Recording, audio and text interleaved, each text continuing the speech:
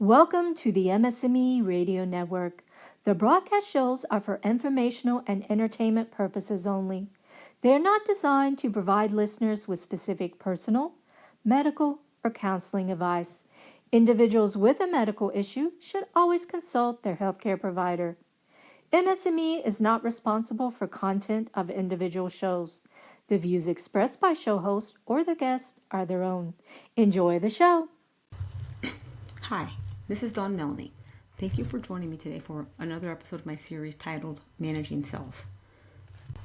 Just a brief recap. I myself have been dealing with relapsing, remitting multiple sclerosis now for over 20 years. And I use this forum as a means to share with you my story of how I manage my multiple sclerosis. That is, how I get through day to day, not only living with the disease, but also thriving to be a better person and enjoying a better quality of life, the best that I can.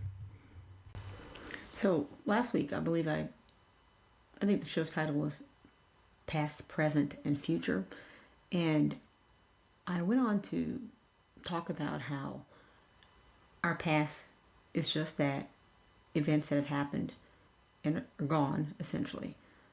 Our future hasn't occurred yet, so we shouldn't worry or be too anxious about that. And ultimately, I think the most important is our present. It is a present, and we should live in the moment. That is, we should appreciate the moment. We should be mindful of our present, how it's been more or less shaped by our past, and not deny it. But we should also be hopeful for the future and plan for it. Not necessarily going to materialize or come to fruition as we may want to, but nonetheless we should plan for it and be ready to adapt if it doesn't pan out as we want. So as I'm sitting going through some quotes for today's show, I found this one I thought was pretty applicable. Albert Einstein said, "Imagination is a preview of life's coming attractions." Imagination is a preview of life's coming attractions. I said, it's pretty cool. Because it kind of works into what I wanted to talk about as of last week. I said I was going to talk about my personal mission statement. Kind of like what do I plan for my future, and what's important to me based on my beliefs, my values, what have you. And I was like, wow, life. A preview of life's coming attractions. So I was like, man, that sounds kind of good and dandy, I'd say. I don't know about you, but when I hear that phrase, coming attractions, I get a mild case of goosebumps, like for real. Sometimes, we go to the movies and they turn off their cell phones, yada yada yada. But we sit there watching, even though we want to watch the movie, we sit there and watch 15, 20 minutes of previews of coming attractions. Whether or not we go to the movies and see those films or not, we watch them because it's exciting and it's a possibility that we may engage in that viewing. I'll be honest, the popcorn, the picture of the buttery popcorn and the frothy ice cold drinks and things like that, that brings in my attention. You guys know I love food, but the coming attractions of the movies that are soon to be released, all are attractions, and that just the word attractions, it's no means being redundant, but it's attractive, because attraction is basically a quality or a force of something, that either a force of something or someone that tends to pull you in, basically creates this interest, that you want to engage in something or take part of it. So that's why the popcorn, the movies, the cold drinks, all that, the snacks, all that attracts you. It kind of gets your emotions kind of in a state of I'd say happiness, like you're waiting for it anxiously, not a negative anxious, but kind of that, yeah, it's coming. So just knowing that something is coming, oftentimes, I know for me it does, it elicits a sense of excitement. Life. Sometimes people say, why are you so darn happy? I said, well, I'm just excited about life. That doesn't mean I'm always happy about life. Well, I'm not always a happy mood, but nonetheless, I'm always excited about life. Life changes. There's unexpected changes that occur, but like I said, we should be flexible so that we can kind of manage them and get through them. Classic example or prime example for this situation is multiple sclerosis. When I was diagnosed March 1999, I didn't expect that. I didn't know that was going to happen. I just turned 26 years old. So I was like, okay. The point is I had to move on and be excited about life. I can say, life is over, or I have a chronic illness now. That's it. No, I have to get excited about life and moving on and living. Which is why last week I mentioned the personal mission statement. I don't know if I'm going through a midlife crisis, guys. I don't know, but I thought, because things are changing again, even with my multiple sclerosis, I've taken a new medicine after 9 years of the last one. Just that change there. This is one example of a change in my life I'm going through.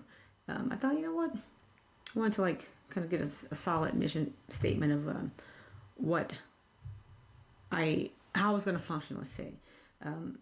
Based on my values, my beliefs, that sort of things like that. Just kind of have a nice as succinct as possible, written out statement of how I was going to live each day. And seems a little formal, but sometimes that's how I am.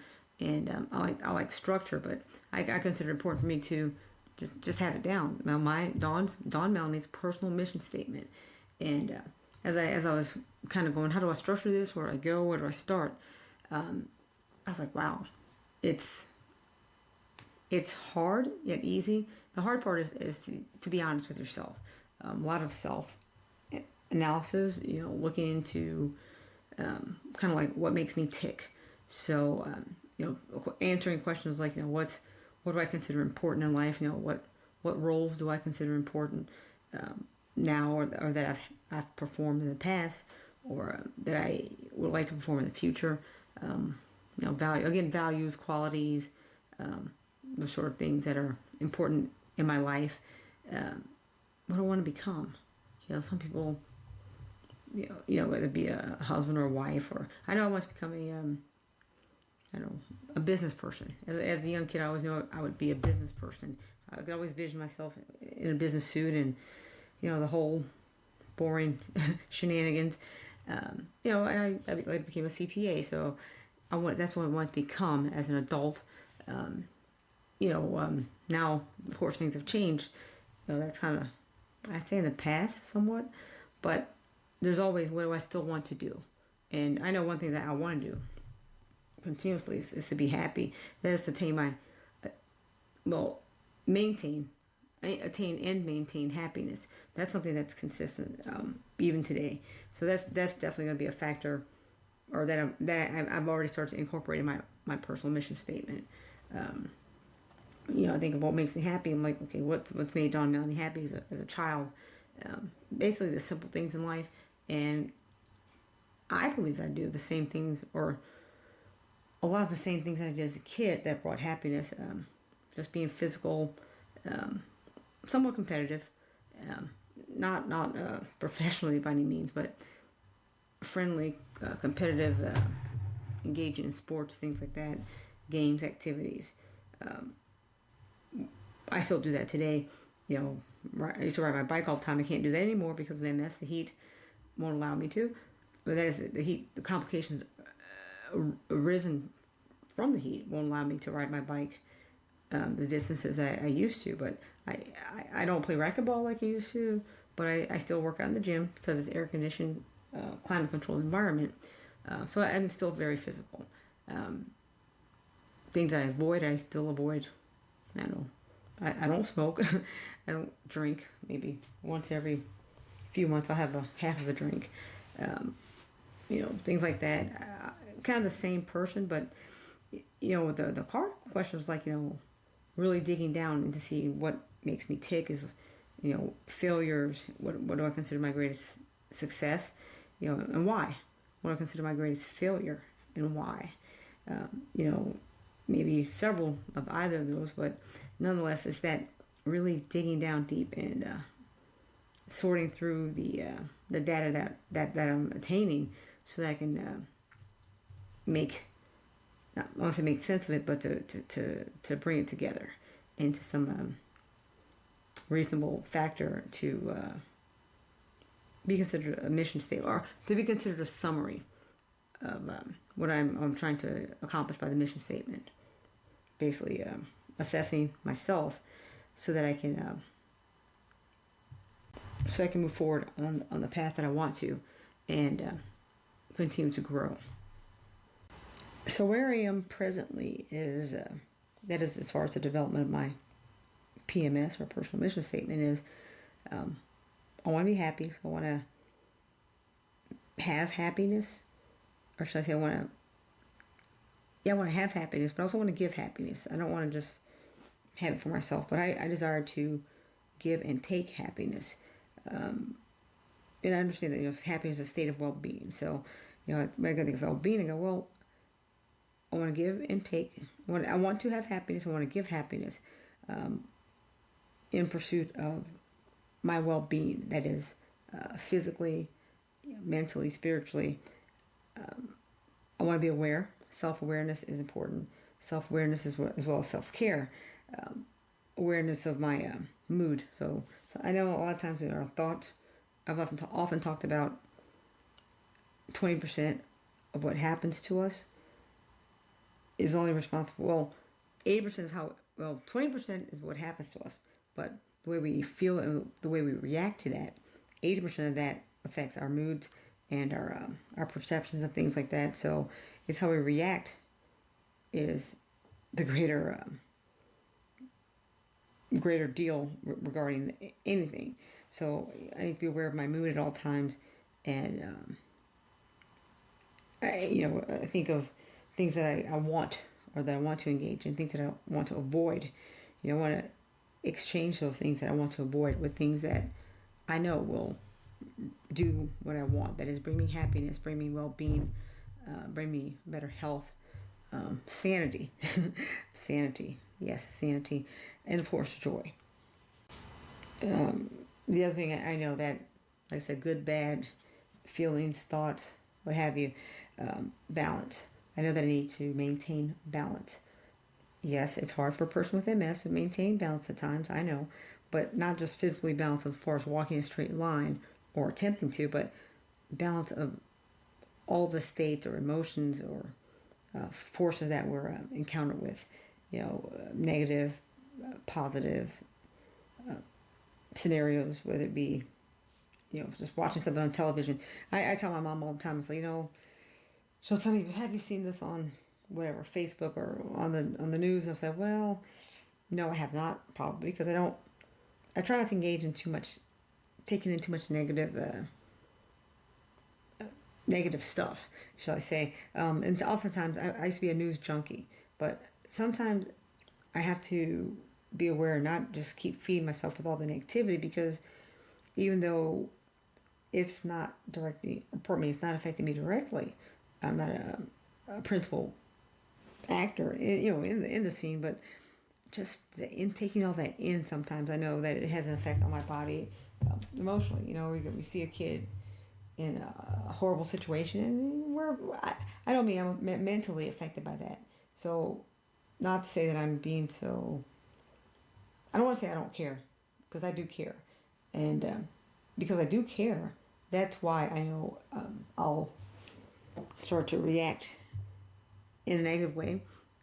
I guess it's pretty much stress will develop from my empathetic emotions or feelings there.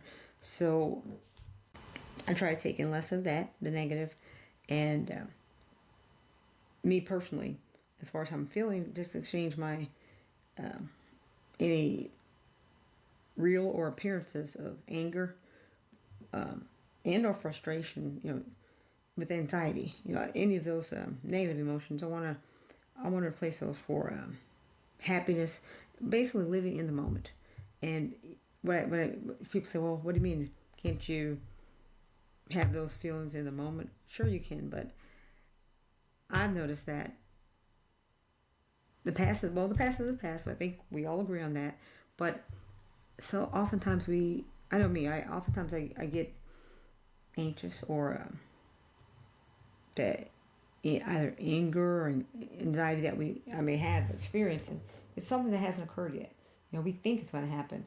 I think an example, like I don't know, right in the elevator with my mom, um, she hates when it starts to shake, and she's like, oh, I'm like, Mama, we're going down one floor, but she's thinking that it's like going to drop 40 floors, and it's going to crash to the bottom, and stuff like that. She's getting anxious or nervous or um, fearful of something that hasn't occurred.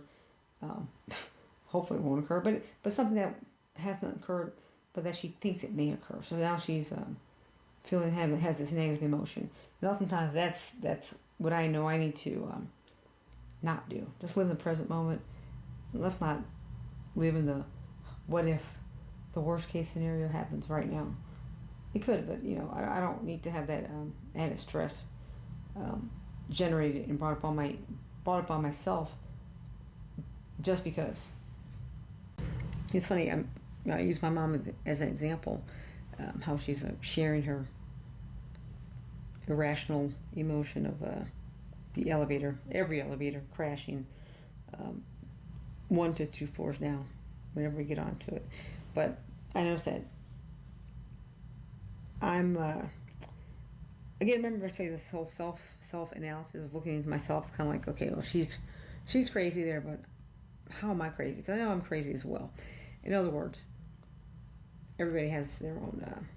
We all have our own flaws, or I don't want to call it defects, but something's not right. We all could be better in some area, but I noticed that, like, whether it be my mom or me or anybody out there, much of our unhappiness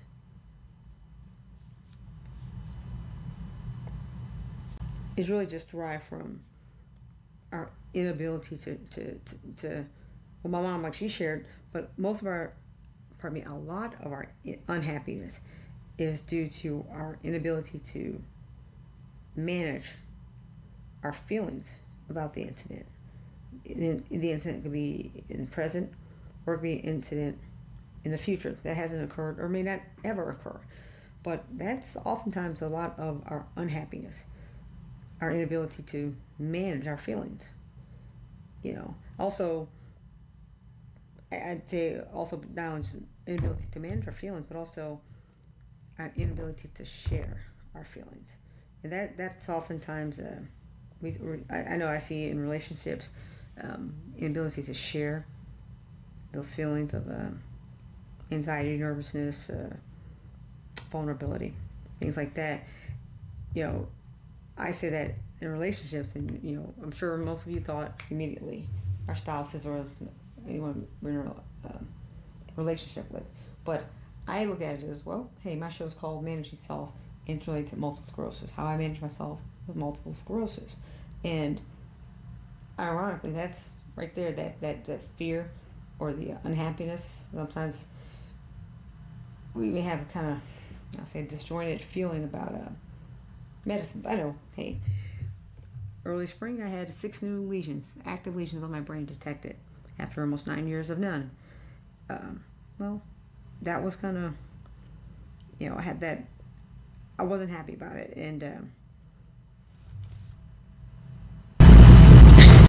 it's funny, I use my mom as an example, how she's sharing her irrational emotion of every elevator crashing 1 to 2 floors down whenever we get onto it. But I noticed that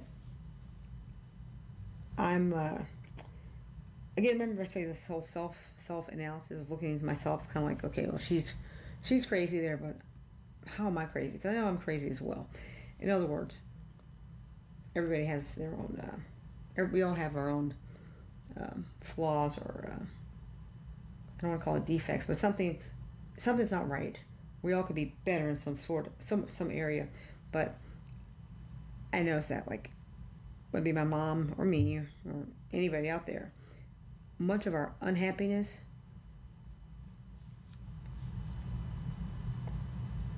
is really just derived from our inability to well, my mom, like she shared, but a lot of our unhappiness is due to our inability to manage our feelings about the incident. The incident could be in the present, or it could be an incident in the future that hasn't occurred or may not ever occur. But that's oftentimes a lot of our unhappiness, our inability to manage our feelings. Also, I'd say also not only just inability to manage our feelings, but also our inability to share our feelings, and that's oftentimes I know I see in relationships inability to share those feelings of anxiety, nervousness, vulnerability, things like that.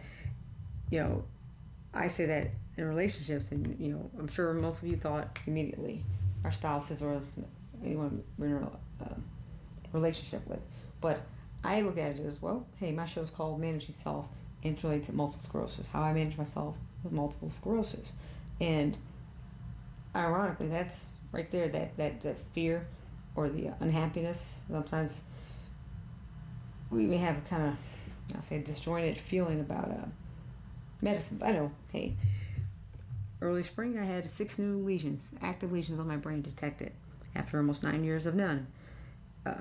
Well, that was kind of, I had that, I wasn't happy about it. And so for this week, I want to ask each of you out there, I'll present to you a challenge to be cognizant of your, what's called an ear identity. And that's basically what you want you to be for yourself. Basically identify your source of, your source of triggers. Remember we talked about the emotional things that we react to. Some are favorable. Some things, well, first of all, usually people don't have a problem with reacting to positive events. It's the negative ones that we have the issues with that arise from those events. So it's important for us to realize how we react to those negative events. Basically identify our sources of, let's call them triggers of negative emotions. It's called the ear identity because basically there's events, which are both internal and external events. Things like thoughts, beliefs, values, expectations, all those things that kind of I say are in our heads, as well as the external events, things that people say or do to us, settings, scenarios, things that we may see, smell, touch, external events. That's what the E stands for. But those events, in addition to appraisal, and that appraisal is basically our trigger perception interpretation. In other words, how do we perceive whatever the event is? Maybe I don't know, a certain smell.